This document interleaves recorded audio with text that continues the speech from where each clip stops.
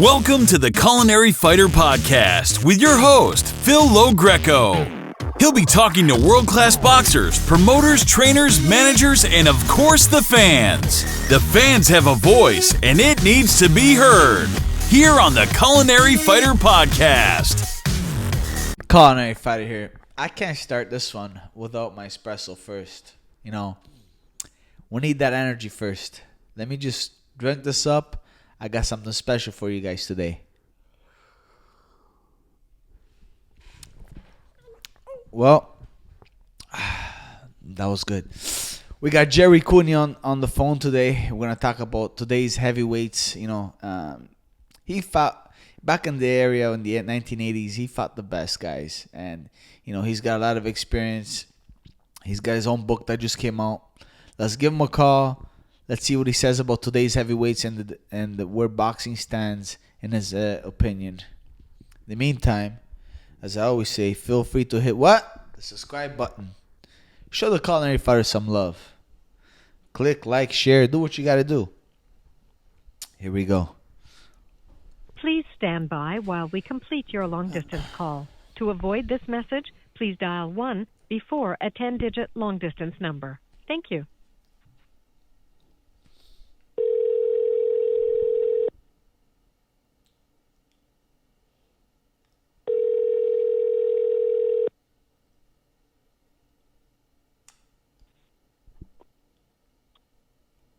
Hello. Mr. Gerry Cooney, welcome to Culinary Fighter.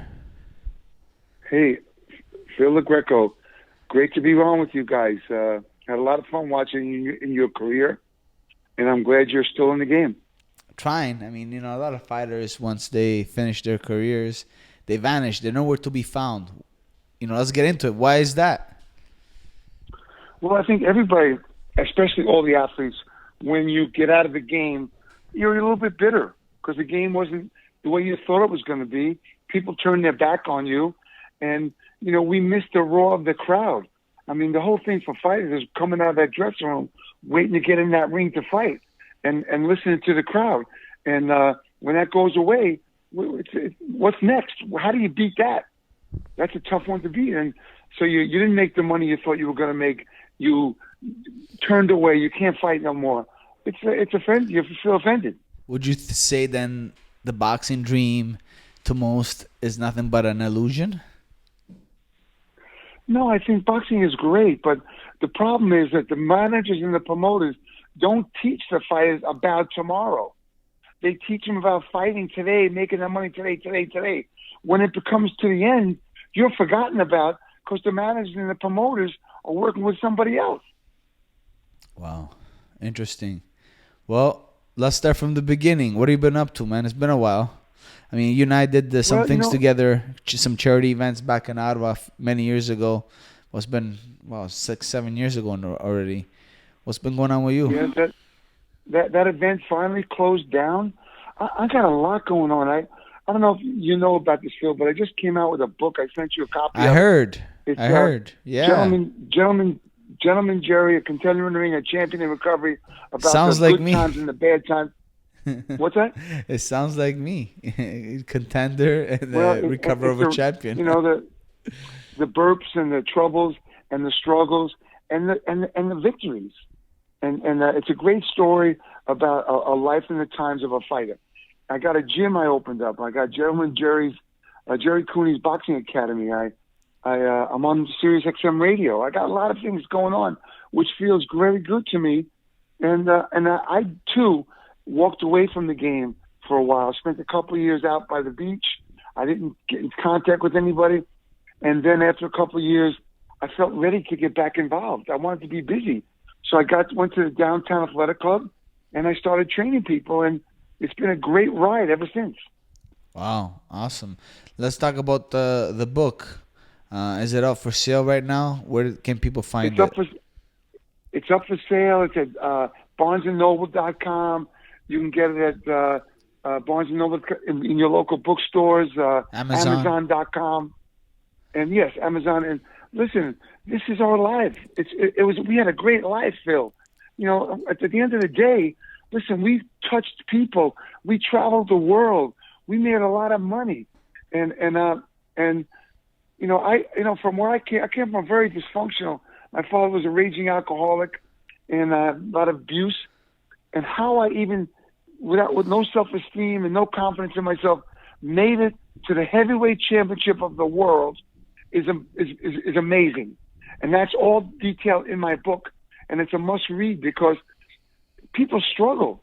And we have to get through this struggle. And we have to keep getting up and dusting off our pants and moving on. And that's what this book is about and life is about. Interesting. So since we're talking about the book, we're talking about a little bit of memory lane. You fought, in your prime back in the 80s where all the greats were. Let's talk about today, the heavyweight division today. Is the heavyweight division today awake again? I think it's really developing well. I mean, you got... You have Tyson Fury, Deontay Wilder, Anthony Joshua, Andy Ruiz, Joshua. You got Joe Joyce. You got a couple of guys from Africa that are tremendous guys coming up. You got Ortiz. I mean, it was dead for a while. Now it's alive. I mean, listen, we're going to see, Wilder fight Ortiz again. He's a big puncher. Yes, he's a little bit older, but he's a big puncher. He hurt Wilder. Can Wilder rebound from that? Can Wilder develop some other skills when he goes in with a guy like Fury? He can get to the body and set the opening up. Listen, can Joshua make it back from being a heavyweight champion? Let's get into that right now. Does Ruiz have Joshua number? Does Ruiz pull a Tyson Holyfield, or does he pull a Buster Douglas? Listen. Ruiz was undefeated. He lost one fight to the guy Parker in Australia, which was a great close fight. And he came back and he got in shape. No one gave him credit because of his body shape. Right. Sometimes people, that's their body shape. And he came into the ring, got dropped, got up, got on Joshua and stayed on him and threw 10, 12, 15 punches at a clip. And Joshua wasn't prepared for that. Joshua felt like a sack of potatoes, like I said. I mean, he wasn't getting hit with hard shots either. He was just falling like a sack of potatoes. Well, he got hit with good shots. I mean, listen, Ruiz can punch, and he's a heavyweight champion of the world now. And when you become the champion, you become better mentally, just from winning that title, and you want to hold on to it and not let it go. And listen, Joshua's got to develop some other skills. He can't stand in front of Ruiz. That's what he did. He stayed right in front of him. You got to step off. You got to get to the right. You got to get to the left. Okay, so let me ask you this. Looking at you straight in the camera, if you have $100, who would you put it on? Well, right now, I don't hear Joshua's changed his trainer. He's got the same trainers. He's not changing his camp. I got to bet on Ruiz. Ruiz is a tough kid, and he came from nothing, and he wants to hold on to it. So, I mean, listen, it's still early right now to pick a fight, pick the winner. We got to see him and all that. But right now, you got to give the edge to Ruiz. And can Joshua make it back and make some changes in his arsenal and defense to be able to combat a guy like Ruiz? So Ruiz, in other words, you think he's got his number? I think Ruiz has his number right now, yeah.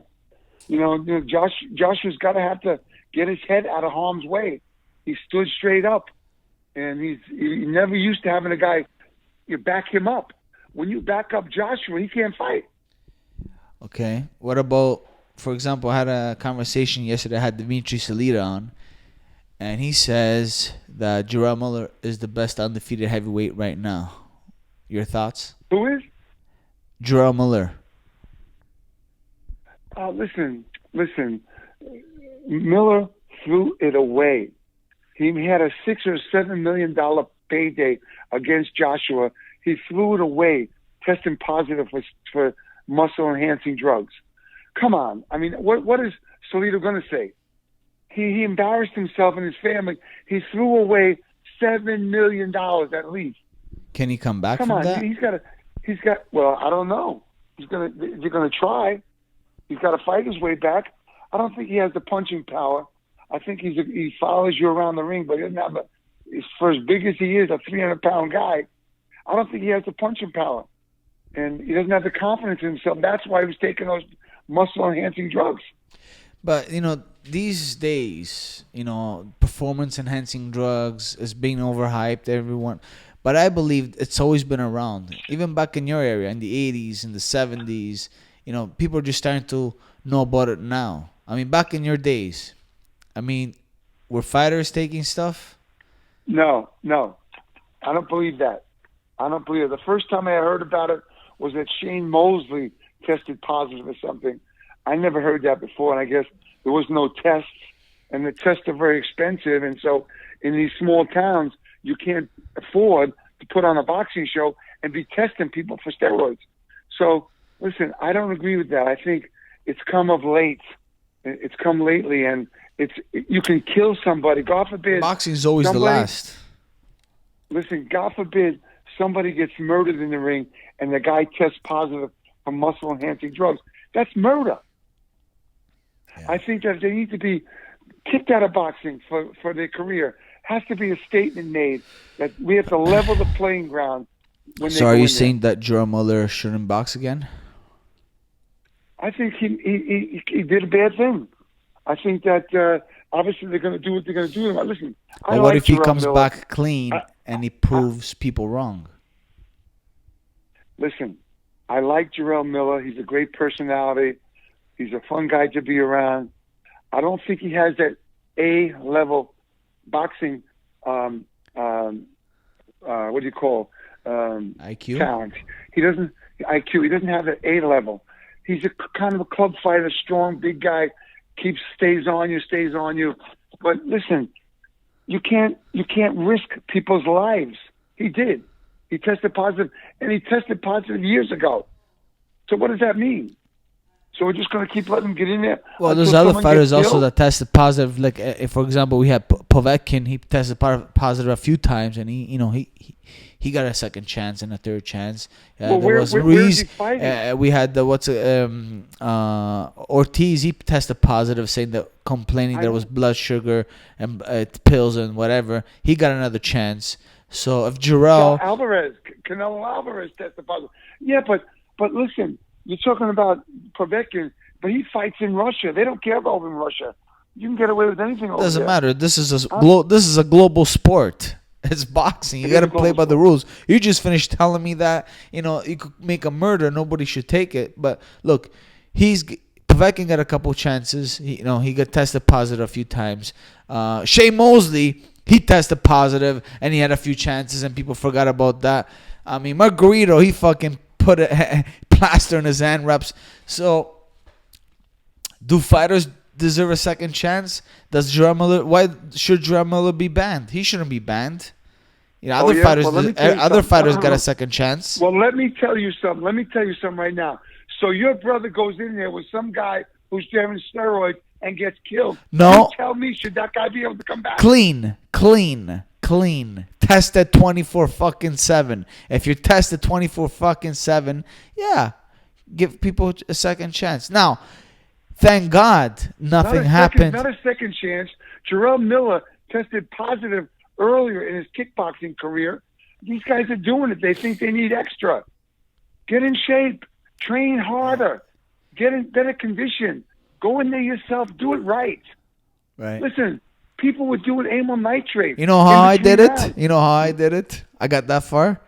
Smoking cigars, eating pasta, eating pizza, and training my ass off. Well, I appreciate that. You're a tough guy. You did a lot of... You getting in the ring with Spence that time on short notice. I was actually the only guy that actually went around with I actually won the first round and a half with him, and I was on 2-day notice. But I might come back. Well, listen, I don't want to talk about steroids too much. Put the light on it.